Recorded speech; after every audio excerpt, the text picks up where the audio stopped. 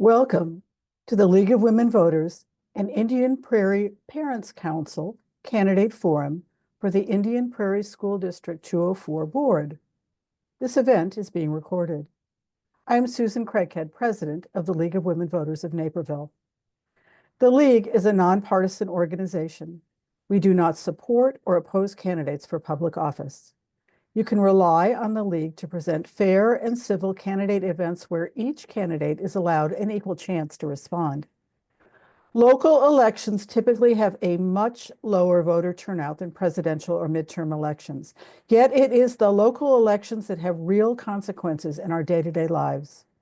In many ways, our local officials have the most impact on our quality of life. I hope that your attendance here tonight means that you are making your plan for how you will cast your vote on or before April 1st.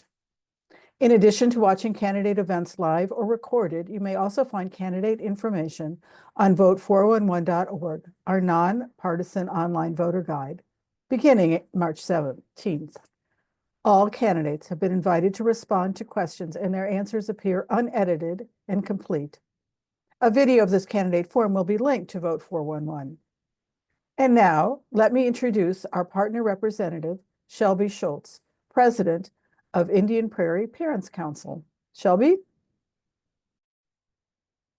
Thank you, Susan. Good evening. My name is Shelby Schultz, and I'm the President of the Indian Prairie Parents Council for the Indian Prairie School District 204. IPPC is the umbrella organization for the 34 PTA and PTSA units within all our schools. Our organization supports students, staff, families, and the community through the volunteer efforts of members. IPPC invited our members and school communities to submit questions and issues of concern that were then used to create questions for the candidates in coordination with the League of Women Voters Naperville. We appreciate the opportunity to co-host this candidate forum, as the election of school board members has a direct impact on our children's educational experience. We encourage our community to become informed about the candidates and to vote in the upcoming election. Together, IPPC, the school district, and the school board work together to ensure a successful outcome for all students. And now I would like to introduce our moderator for this event, Jan Dorner. Thank you, Shelby. Welcome to the candidate forum put on by the League of Women Voters of Naperville. My name is Jan Dorner, and I am from the League of Women Voters of Elmhurst. The League of Women Voters is a nonpartisan organization that neither supports nor opposes candidates or parties for any office. The League's purpose is to promote political responsibility through the informed and active participation of citizens in government. Providing this forum allows citizens to become better informed about the issues facing their community and to become better acquainted with the candidates running for office. We are happy to provide this service for the community. The League of Women Voters is not responsible for verifying the accuracy of the statements that candidates make in this forum. This forum is for those seeking to be an Indian Prairie School Board District 205 member. 4 seats are up for election. The term is 4 years for each position. The candidates have agreed to abide by the rules set forth prior to this forum. The purpose of a candidate forum is to allow voters an opportunity to hear candidates discuss issues and stimulate public interest in the race. As this is a forum and not a debate, candidates must address the moderator, not each other. The moderator will enforce league rules. Each candidate will present a 1-minute introductory statement, the order determined alphabetically listed by last name. Then league and community-generated questions will be asked, and each candidate will have 1 minute to respond in alternating order. Closing statements and continuing alpha rotation will be 1 minute. A timer screen with periodic countdown will be visible to the candidates and moderator throughout the forum. Please note the countdown: 30 seconds, 15 seconds, and stop. Candidates will strictly adhere to the time limits. When you see the stop sign, you may finish your sentence. Candidates, please unmute and turn on your video. Our candidates this evening are Allison Albert, Laurie Donahue, Allison Fosdick, Supna Jain, Susan Taylor-Demming. So let's start with an opening statement from candidate Albert. You have 1 minute. Good evening, and thank you to the League of Women Voters of Naperville and the Indian Prairie Parents Council for hosting this forum. I'm Allison Albert, a parent, former educator, and business owner, and I'm deeply committed to the success of all the students in our district. With children at every level in this district, I see firsthand both the challenges and opportunities in our schools. As a former teacher, curriculum writer, and professional development specialist, I understand what supports student success: a strong curriculum, teacher support, and equitable resources, especially for our most vulnerable students. As a business owner, I bring experience in strategic decision-making and responsible budgeting. As a parent, I'm fighting to improve education not only for my children, but for every student in our district. I'm the only non-incumbent candidate, and I look forward to sharing my fresh ideas and unique perspectives. Thank you. Thank you. Candidate Donahue, your opening statement, 1 minute. Thank you for hosting this forum. I am Laurie Donahue. I was first elected in 2017, and I currently am the school board president, been the president for 3.5 years. I'm very grateful my children had the opportunity of going to District 204 schools from kindergarten through graduating high school. I'm running to ensure that all students have that same opportunity, that we have strong schools that challenge our students academically, supports them emotionally, and lets them thrive. My professional background includes running large telecom business and technical teams, and including a $1 billion procurement program and a $250 million investment portfolio.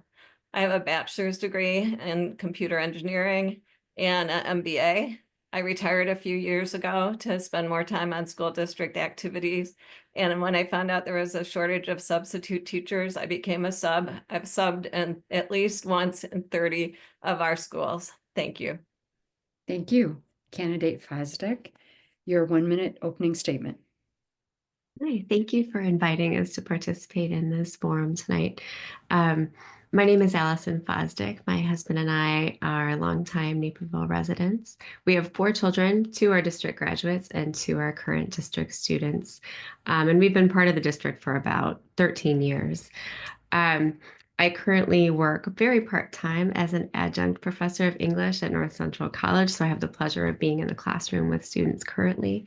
But I've spent the majority of the last 30 years focusing on civic and family responsibilities in a variety of volunteer leadership positions. So I've really got to practice my servant leadership, and it's something I really enjoy bringing my energy to as a member of the school board.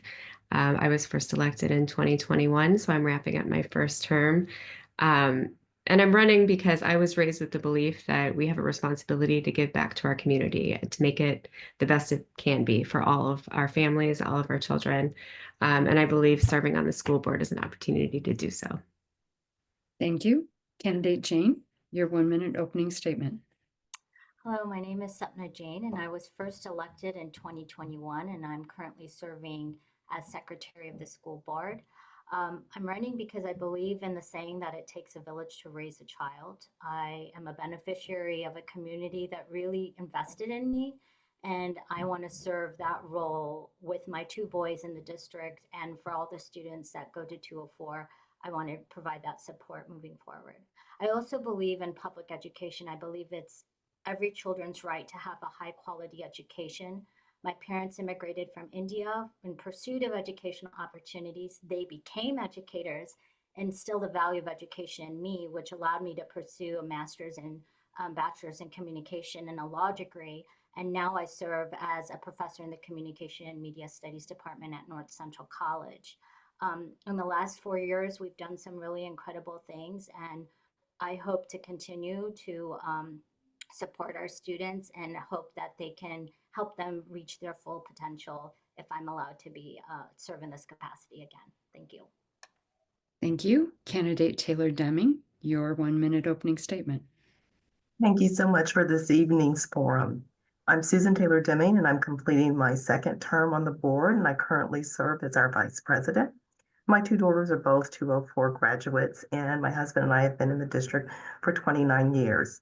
Professionally, I currently am the executive director for a community college, Community Colleges Foundation. I previously worked in the corporate sector in management and marketing. My business degree is in management and my MBA is in marketing and management. And I'm a doctoral candidate in higher education leadership. I decided to run for re-election to continue my servant leadership in our district. And my main priority is to provide a stellar educational experience for all students at all levels, preparing them for success in their chosen field, whether that is college or whether that's a career pathway upon graduation. Thank you. Thank you. Candidate Donahue, how does the integration of digital literacy impact the K-12 curriculum, and what are the potential benefits and challenges for students and educators? So as an engineer, I can appreciate the need to understand technology. Every student will need to be digitally literate for future careers. The incorporation of the equipment in our school district allows students to have opportunities to explore new areas. It lets them advance or get extra support on lessons when the teacher doesn't have to devote all their energy to one student.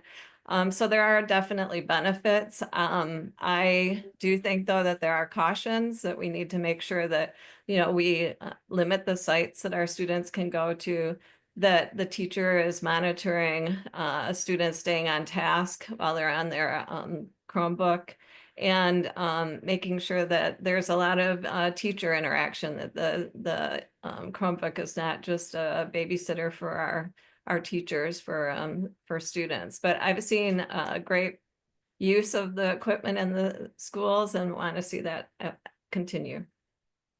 Candidate Fosdick, same question. Well, our students are absolutely benefiting from being digital citizens. It's the world we live in, and we need to equip them for their future outside of school. It allows teachers, as candidate Donahue said, to differentiate in the classroom and to challenge students at the level that they're at. It allows students to practice critical thinking, creativity, working together in new and innovative ways. It allows them to practice their creativity. It also, from an early age, can help teach them how important it is to be able to discern unbiased and accurate information from legitimate news sources. This will be a crucial skill going forward in the digital world we live in. Some of the downsides, I think, that are a challenge will be balancing face-to-face interaction with screen time in the classroom and making sure that each of the students has reliable connectivity outside of the classroom, so students can work on things online when they're not currently at school. Thank you. Candidate Jain. So digital literacy is so important in order for our students to be prepared for the future. And it's something that I get to see as an educator, but as a parent, and most definitely serving on the board the last 4 years, there's so many benefits attached to today's technology, but of course the challenges. Some of the key benefits that I've seen are just having access to information, making it more interesting and finding new ways to collaborate. I think a lot of our educators are using technology tools with that purpose in mind. But of course, there are some challenges with it being distracting. And then as board member Fosdick just mentioned, candidate Fosdick mentioned, challenges with misinformation and disinformation. So one of my biggest focus is ensuring that our students are critical consumers and producers of information. And whether that comes digitally or on paper or by hearing, they need to understand and discern credible sources. Thank you. Candidate Taylor-Demming. Digital literacy integration offers so many opportunities for students and our educators. I think the ability to hold remote classes has been one that we've readily seen, whether disruptions occur, whether weather related or health related. In addition, as has been mentioned both by candidate Donahue, Fosdick, and Jain, there's a global call for students to develop technological skills to prepare them for a future-ready workforce, and it's so critical, especially our students in the U.S. Critical thinking and teamwork demonstrated through our elementary SAMS classrooms has been so exciting for us to see at the board level. And there's so many benefits to our students striving and enhancing their coding abilities. Yet students have to also understand that there's responsibility that comes with digital literacy. Teachers must guide them to the correct digital platforms, to conduct proper research, and to verify source credibility. And along with parents, understanding digital citizenship is such a critical, respectful thing for our students to understand. Thank you. Candidate Albert. Hi. So when I think about bringing in digital skills in our classroom, what comes to mind is embrace, educate, and collaborate. We have an opportunity here to prepare our students for jobs that are available to them when they graduate from our schools or go on to college. And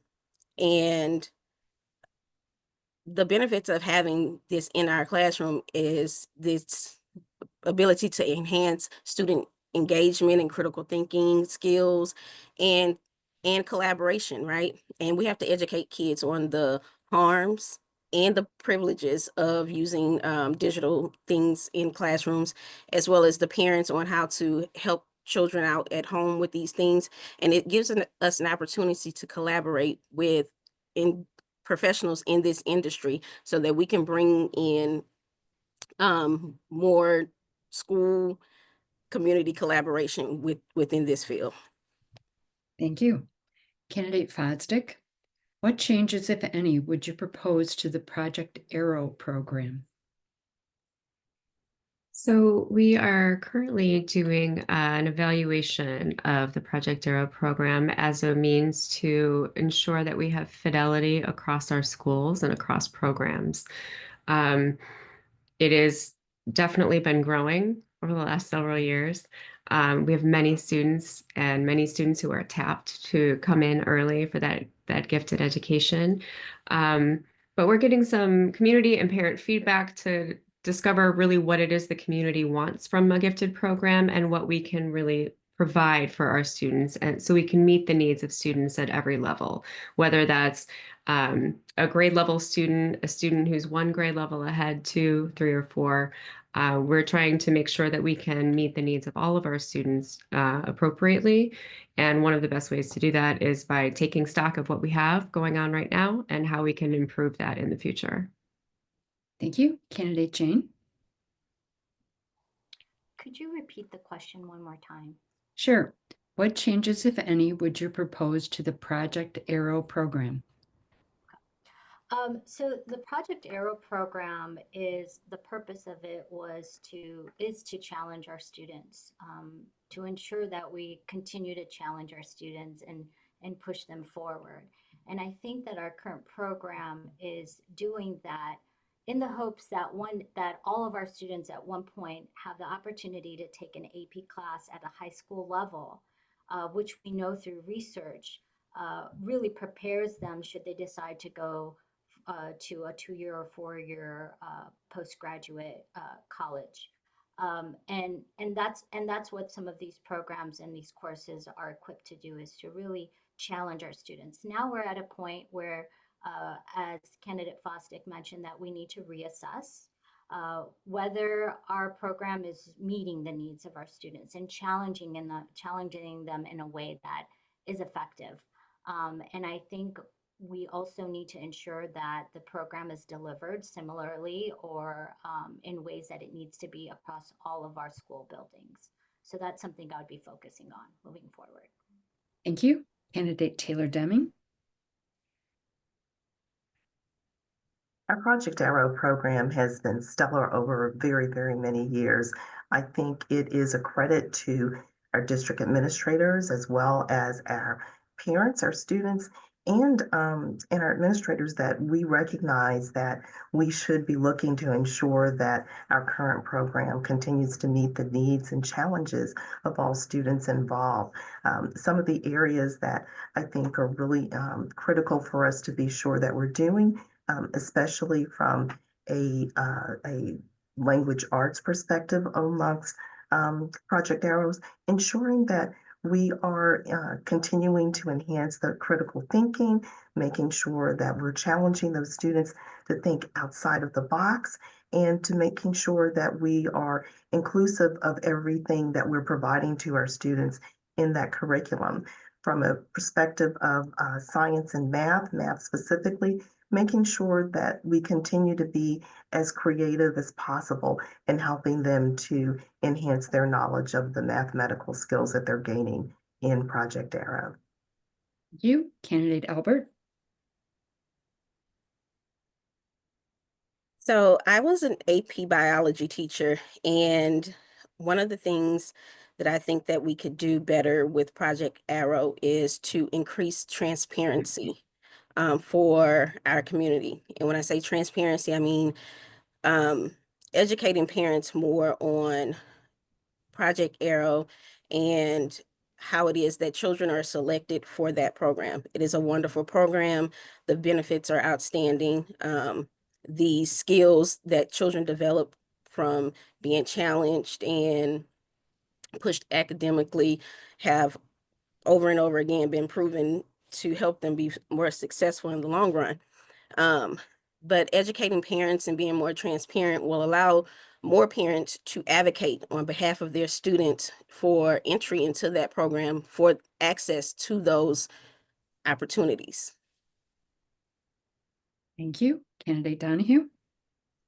So we hired a firm to do an audit on our PA program because we do have questions and concerns. We have some schools that have up to 40% of their students in Project Arrow and in certain subjects. And the question is this set up to meet the needs of all of our students? Like, we want to make sure every student is pushed academically. I guess pushed is kind of a strong word, but that is nurtured to make sure that they are given the opportunities and challenges in our academics.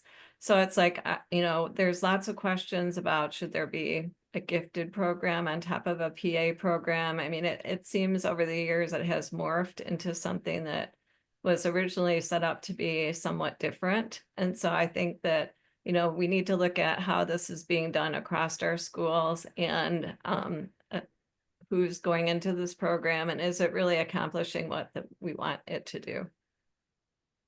Thank you.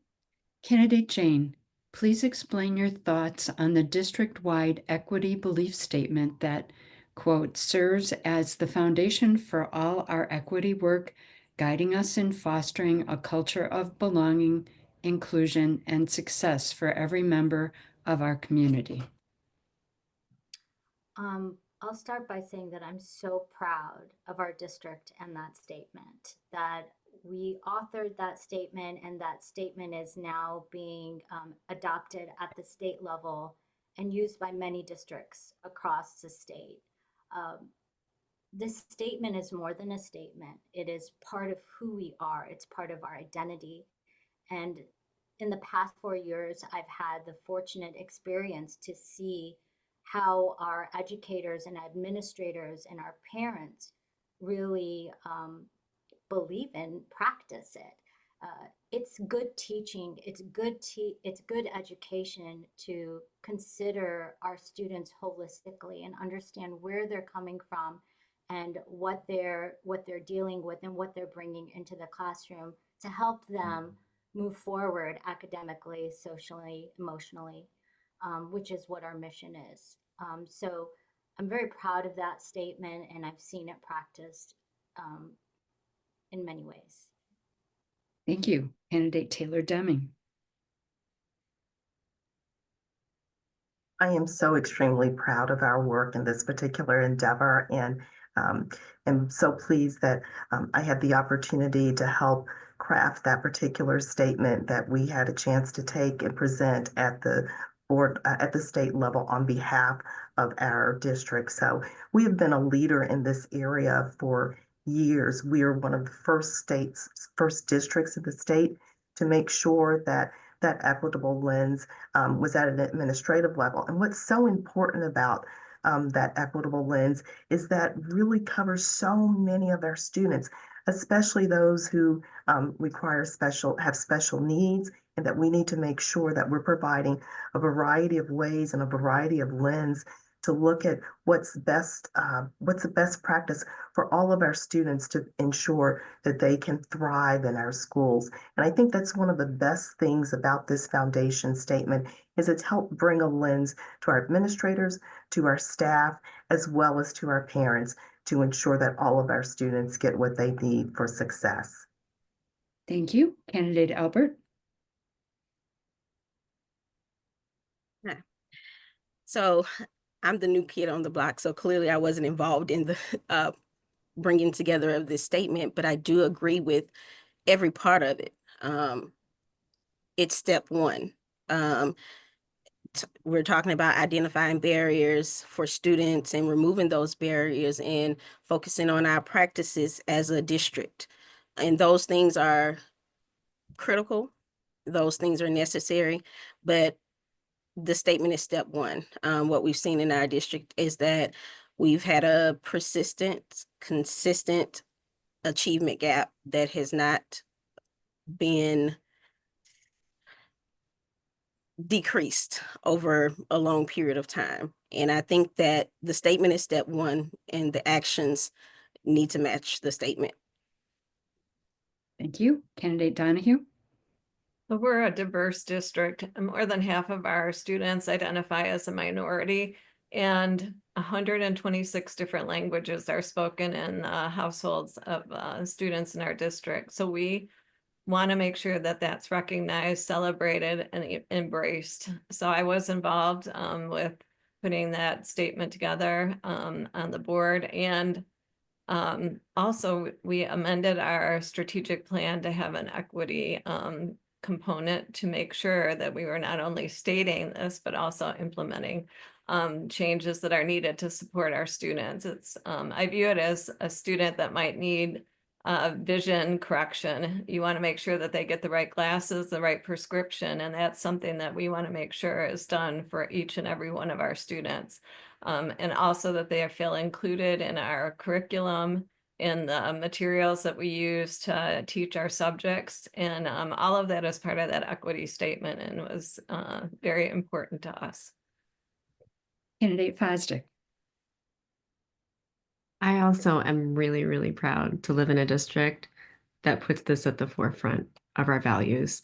To me, this equity statement is just a reflection of the rich and diverse community in which we live. And it was reflecting many things that were already happening in the classroom, where each child feels celebrated and included and seen. But making it a statement gives us an even stronger direction and commitment to instilling that value in our students, in our community, and making sure that that's at the forefront of our decisions. The equity piece alone and inclusion is incredibly important in the classroom to make sure that each child has what they need. Not that each child has each thing equally, but so each child has what they need to reach their highest potential. That's our goal in our district. That's what we value. And I'm proud to say that this equity belief statement supports that. Thank you. Candidate Taylor-Demming, what measures would you support to address the issue of physical safety in the schools?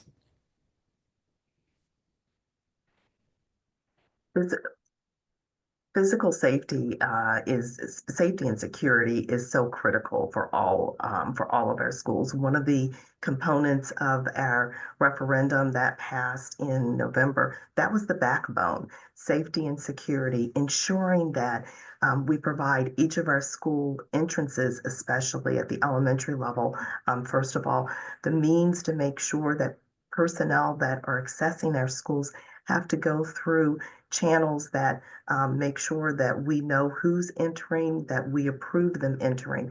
So it is critical that every single part of our educational buildings on our district have what they need. Every building is at a different level regarding what they needed to ensure physical security, but safety is vital. One of the other things is just helping our students, even those that are within school, helping those social and emotional attributes to receive so that they know how to work with each other when challenges occur between students is something that we invest in as well. Thank you. Thank you. Candidate Albert.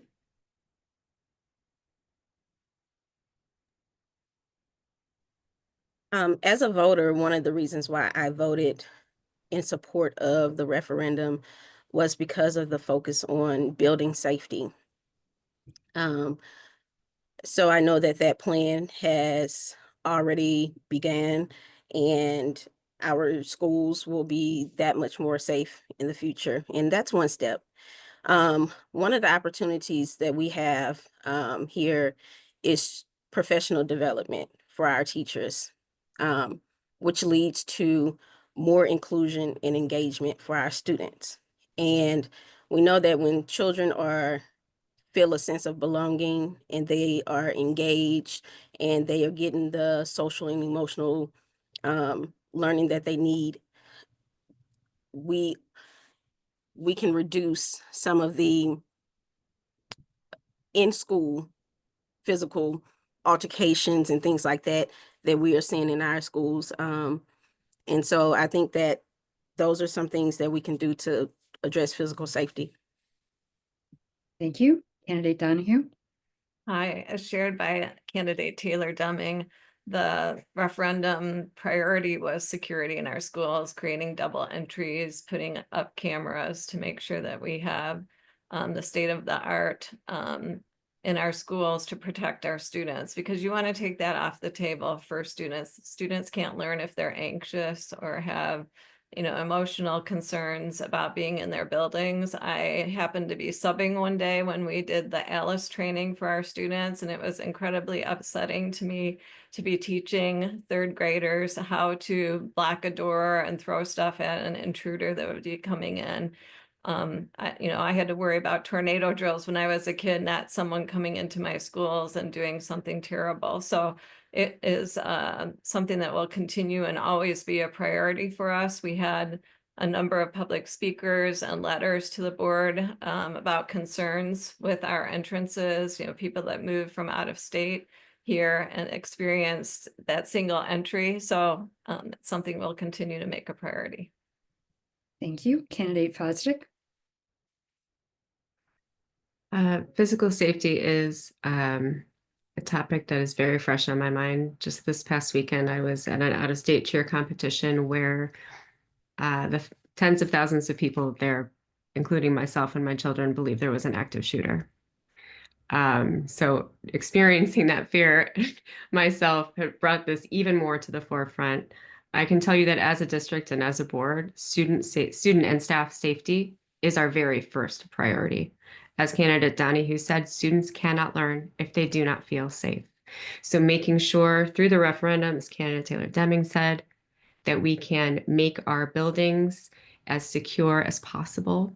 Our students are safe now, but we want our students to be in the safest possible environment. We're a top performing district in almost every other area. We want to make sure that our safety is top notch as well. And the referendum allows us to do that. And the community support for the referendum tells us that the community values this as well. So we will continue to make that a priority. Candidate Jain. There's not a lot to add here, but I'm going to maybe repeat some things. Safety is critical. When you don't feel physically safe or mentally safe, it's hard to learn. And I think our district has worked and done a great job in ensuring internal safety as well as sources of threats externally. We have great relationships and communication, ongoing communication with our police departments, and making sure that we're up to date on how to respond to threatening situations. Recently, we had an unfortunate person who had a gun that was had not been apprehended, and the students were in lockdown, and we had to coordinate transportation to ensure that all students were safe and released when we knew that they would be safe. So feel very confident in our administration and how they're dealing with safety. Thank you. Candidate Albert, how should the district address the increased mental health needs of our students at all levels?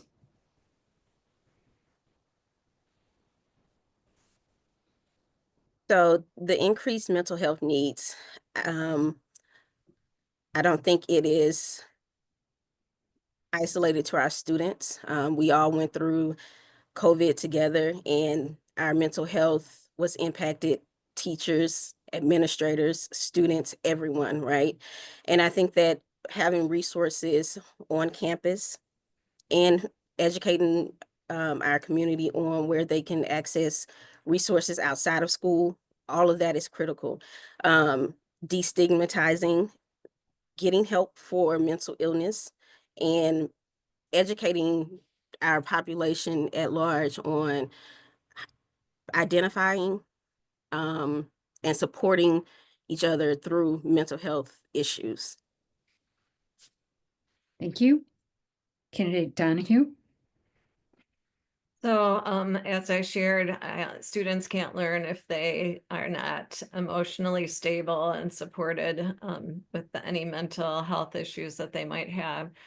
We recognize this over the years and spent considerable time pursuing special grants to give additional resources to our district families.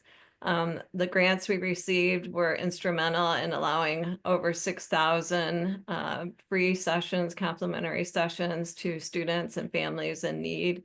And not only did it help our students, we also have presented at several different forums in the US to teach other districts how to pursue these grants to help their students and their families deal with the ongoing pressures and issues that we see in our schools.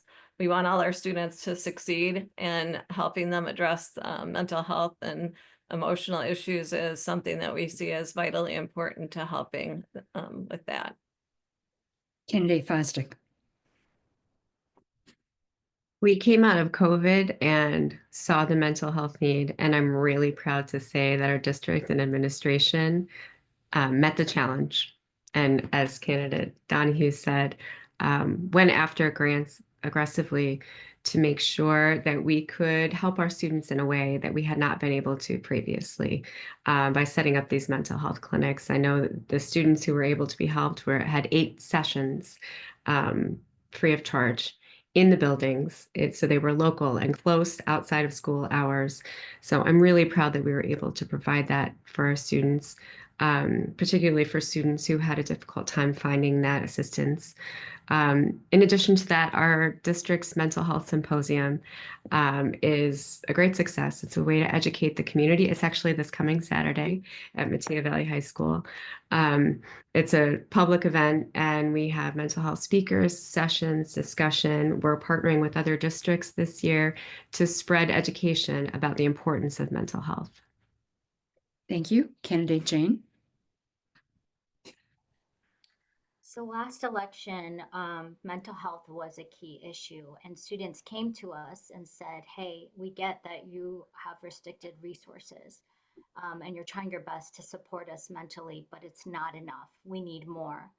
And our board responded by asking the administration, what can we do? We need to make this a priority. And the administration came back to us with an innovative, groundbreaking model through grant funding to provide in-building therapy sessions to so many students, over 6,000 as mentioned, while removing barriers. And this is where DEI comes in and how we practice it. Removed cost barriers, transportation barriers, time barriers, and waiting barriers, so that all of our students could have access to mental health support, not just students, but families. It's been so groundbreaking and effective that now 20 other districts in the state of Illinois are modeling our structure, and we hope to expand this. Thank you. Candidate Taylor-Demming. One of the most difficult days that I spent as a board was when about 3 or 4 years ago, we had 3 or 4 students who came to the board meeting and shared the difficulty and pleaded with us to help ensure that additional mental health resources could be made available. And that was heartbreaking to see that our students are having to face challenges where they're asking us to provide those resources. And so, as candidate Jane mentioned, we have been able to we were able to look at ESSER funding and garner grants that have been so beneficial. And one of the things that's been so key is to provide those opportunities for over 6,000 families, and many of those who wouldn't have those resources elsewhere. And that's so critical. As candidate Fosdick mentioned, our family and parent university opportunities for parents, but also students to have the chance to gain access to mental health resources through forums with their peers is something we're so proud of. And again, will occur this Saturday at Mattia Valley High School. Thank you. Candidate Donahue, what are your top 3 budgetary priorities? So our district is, even though we have this huge referendum that we got $420 million on the capital side, that does not address our operational issues where we're still funded at 85% adequacy as measured by the state.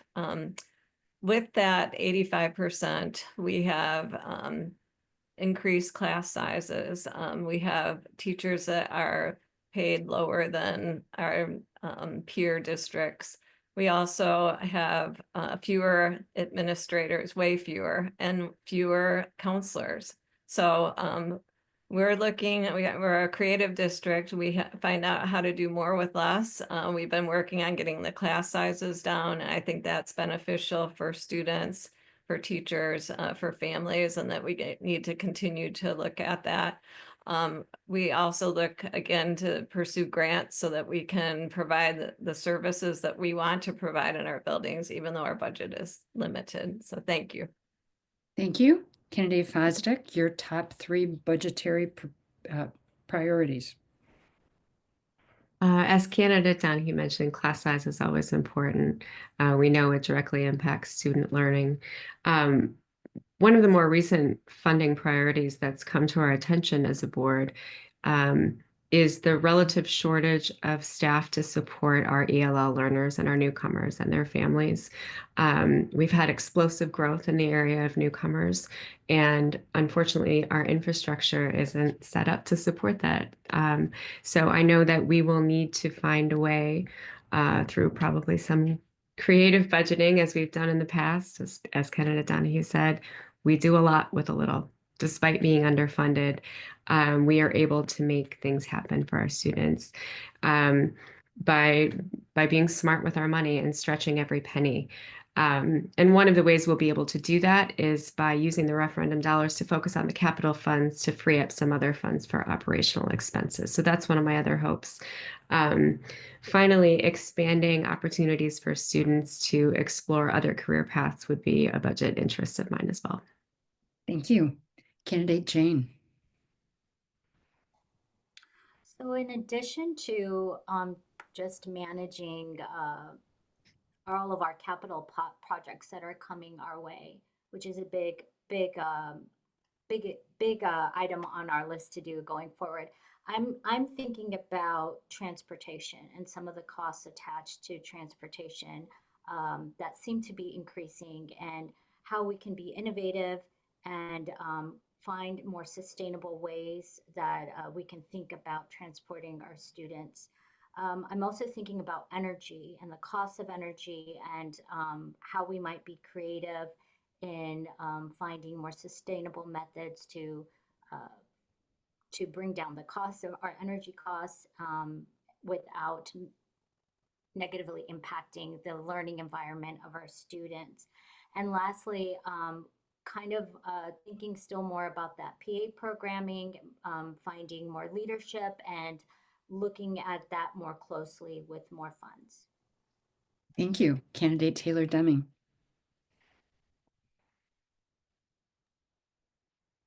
My main priorities, the first one truly revolves around our ability to ensure that we're advocating for increased funding for our students within our district.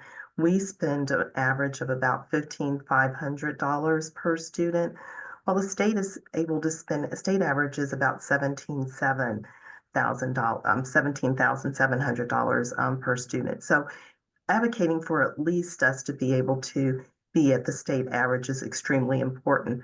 Second priority, we've had it on our list, is being able to look at potential reducing classroom sizes.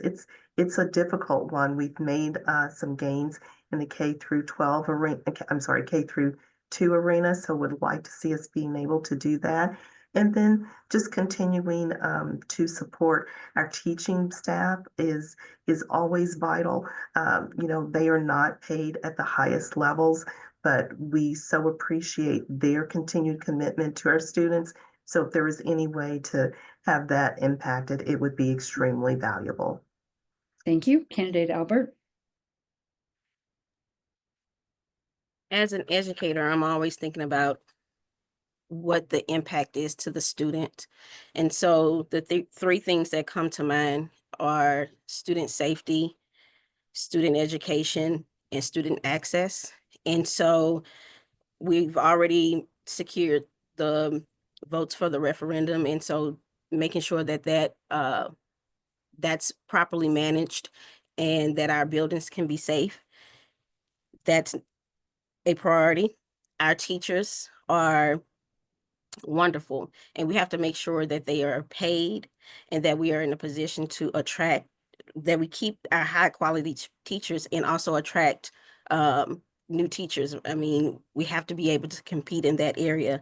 And lastly, making sure that our curriculum is effective and students have access to what they need to be productive and successful.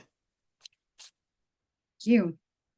Candidate Fosdick, please share your thoughts on the Innovative School Day Initiative, which has modified block schedule and altered school day timing now being proposed in Naperville School District 203. Should this be considered for Indian Prairie School District 204? Well, that's a hot topic. While I believe there are definitely some benefits to block scheduling, I don't believe it is something we should look at in District 204 at this time. And there are several reasons for that. One, I think it assumes that all students have the capability to focus on one subject for an extended period of time. And unfortunately, with one of the downsides of the digital world is that many of our students struggle to focus on one subject for an extended period of time. That's one downside. The flip in the school day where the high school students come in last. It sounds really appealing, and I know high school students really value their sleep, and I know that they need it. However, for families who rely on their older children to watch their younger children, it presents families with a really impossible choice. And I'm for making our schools work for our families, not against our families. Thank you. Candidate Jain.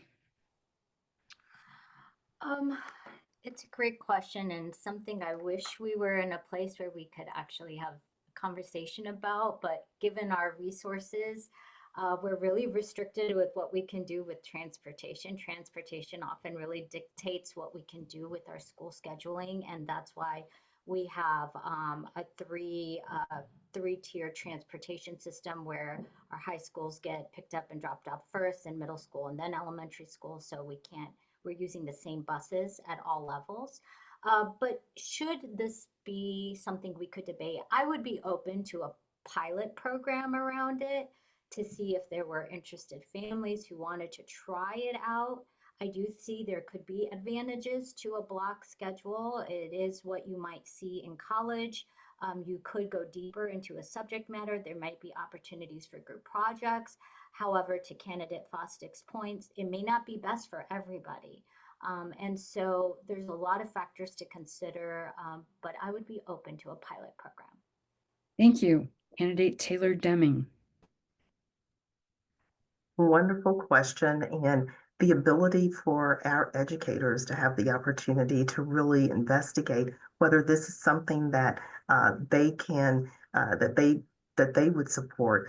It would certainly require change in curriculum, but just as candidate Jane mentioned, you know, as we prepare students for the collegiate realm, that additional focus and having an opportunity to do additional investigation, additional research could be extremely valuable. But everything is so much driven, which I had no idea until I joined the board. There's so much driven from the transportation standpoint.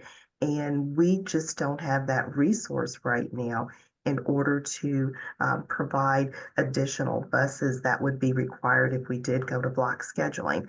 But certainly innovation anywhere within the educational realm is something that I totally support and would see if there's an opportunity for us to really research it, have our educators, our administration take a look, see the feedback from the public to trial a small portion. That Thank could you. be a possibility in a couple of years. Thank you. Candidate Albert.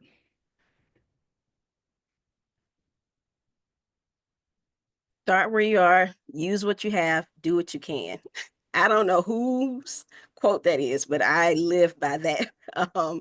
So as a parent, when I saw that plan and saw the high school flipping time, like candidate Fosdick said, I don't know as a parent with children in every level, how that would have drastically affected my household and how we operate.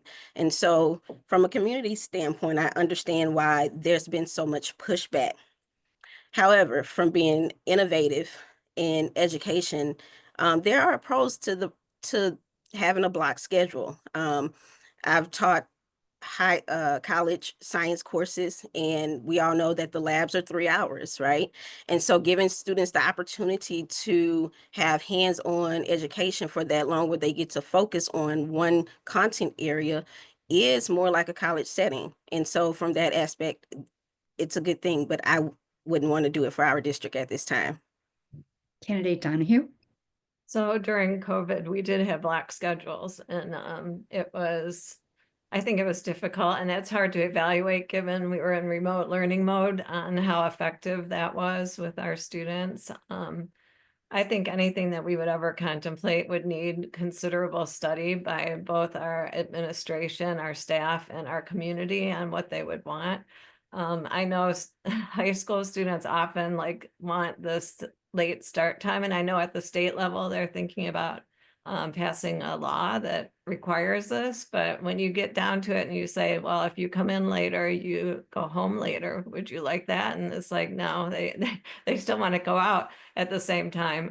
But I do think all sorts of scheduling issues come up when you switch that around: sports, family care. It just is not a simple issue. And I think one of the things in 203 was the time frame that they were saying they would implement this in would be problematic. So more study would be required. Thank you. Candidate Jane, this will be our last question. What changes, if any, would you support to staff the district differently? I'm a big believer in that if possible, the staff should reflect the community that they are serving.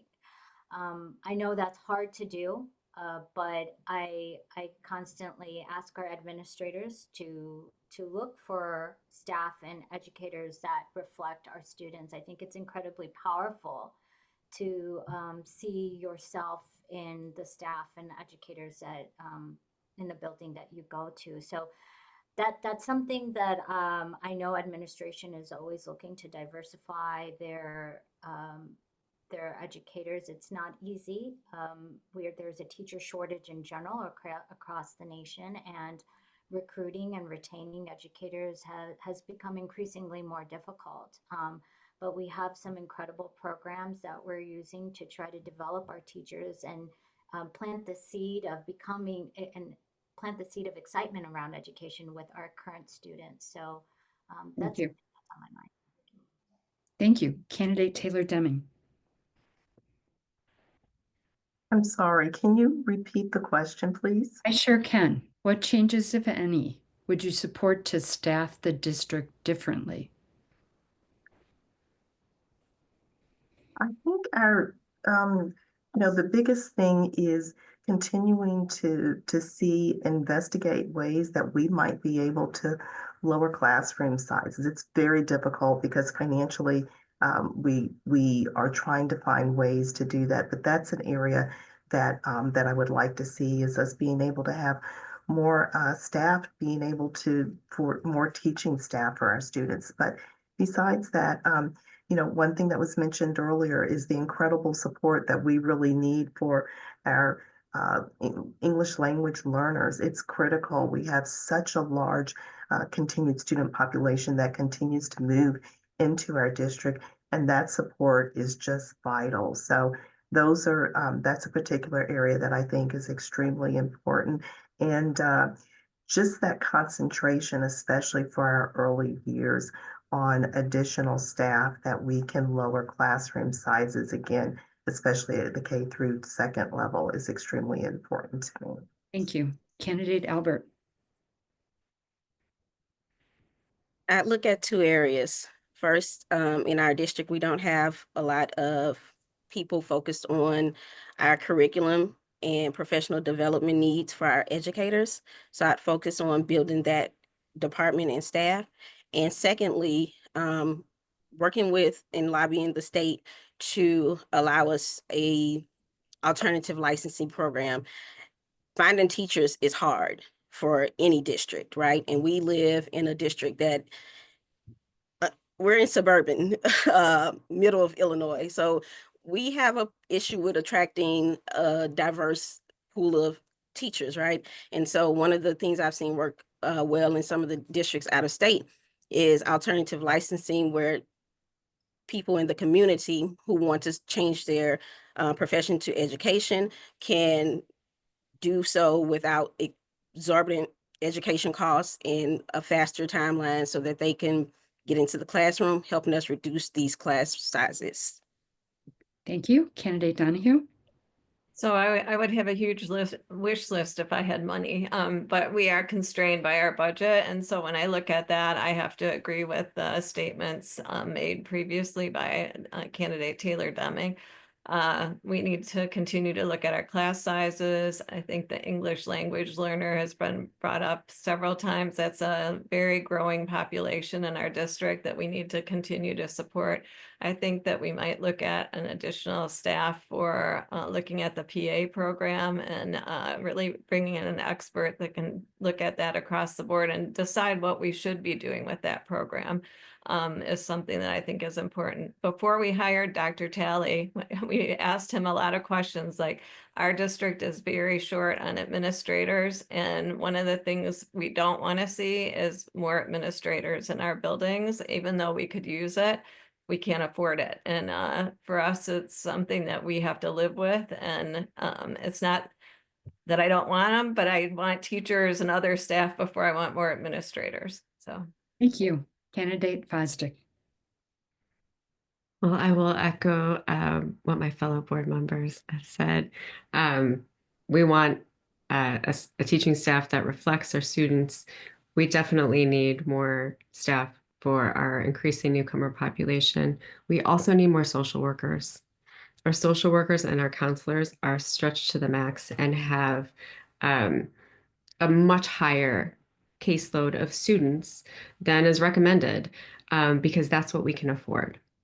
And if we could have a little bit more personal attention and focus for each student by increasing some of that counseling and social work staff, I believe we could better serve our students. Thank you. So let's go to closing statements, and let's start with candidate Taylor-Demming. You have 1 minute for a closing statement. Thank you so much again for this opportunity tonight. I decided to run to continue as serving as a school board candidate in my third term, just because I so much believe in the wonderful work that I've had a chance to work on with my co-board members over the last 2 terms. I'm so committed to seeing our students thrive, be successful. I'm so committed to seeing our support for our educators that do such a wonderful job, and really want to continue to provide the resources that we can to see students being able to be prepared and ready as they leave IPSD 204 to enter the collegiate realm or to be ready to enter the career path of their chosen field. So invested in seeing those opportunities begin at an early age, as well as seeing our students have a chance to really take advantage of resources that we do have in IPSD 204 for them to be successful upon their departure from our district. Thanks so much. Candidate Albert, your closing statement. Thank you for inviting me to the forum tonight. I'm running for school board because I believe in equity, transparency, and building strong partnerships with schools, families, and the community. As a parent with children at every level in this district, I see firsthand what's working and where we can do better. My experience as a former educator, curriculum writer, professional development specialist, and business owner gives me a well-rounded perspective to make thoughtful, student-centered decisions. I want to ensure that every student in our district, especially those who are most vulnerable, has the resources, support they need to succeed. Our district is strong, but it can be better. If we prioritize academic excellence, teacher support, and inclusive opportunities for all of our students, I would be honored to serve our community in this capacity, and you can follow me at Allison Albert for 204 on Facebook. Thank you. Candidate Donahue, your closing statement. The school districts are complex, and board members have tremendous responsibility forming the next generation and handling tremendous tax dollars. Decisions made by our board affect up to 26,000 students, their families, the community, and our amazing staff. Since I've been on the board, since I've been elected, I've spent my time listening, learning, and making tough decisions. We brought the first ever 5-year strategic plan. We redid the boundaries around our schools, and recently this $420 million referendum. It's a challenge. It's exciting, but it's also something that we take seriously. With the leadership from this board, our district was rated 29th in the nation. I bring experience, knowledge, skills, and passion to continue to address the issues that will be facing our board. I ask for your vote in the next election in April. Thank you. Thank you. Candidate Fosdick, your closing statement. Thank you again for having us all here. We're incredibly lucky to live where we do, to be a part of Indian Prairie. And I take very seriously my responsibility as a board member to help ensure that each of our students can reach our district's purpose, which is to achieve their highest potential. I hope that when voters and community members see me, they see my experience, they see my empathy, they see my energy to bring this board and this district to the very best it can be. I am lucky and blessed to be a servant leader, and I would appreciate nothing more than the opportunity to continue to serve our community in this way. So with that, I ask for your vote on April 1st. Thank you. Candidate Jain, your 1-minute closing statement. I believe every child deserves a high quality education and deserves to be supported by their community. For me, education is a human right, and that's why public education is so important. I think individuals who want to take on this role must deeply value that. I believe my background, my legal background, my communication background, my experience in higher education and the arts put me in a unique position to understand policies and educational systems and how to make thoughtful decisions that would benefit our students. Over the past 4 years, we've done some incredible work, from coming back from remote learning, boundary changes, and now recently improving school facilities. It's been one of my greatest honors to represent our district at state and national conference around the mental health clinics that we have created. And moving forward, I want to help ensure that the actions we've passed in the referendum are put in place. So I hope to earn your vote. Thank you.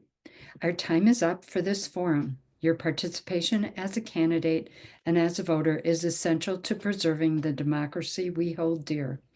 For more information, please visit the Nonpartisan Voter Guide, vote411.org, the candidates' websites, as well as the League of Women Voters of Naperville's website. We hope that everyone will vote and inspire your family, friends, and neighbors to do the same. Please consider taking advantage of early voting, which starts March 17th, since the April 1st election day falls during spring break. Thank you all. Good night.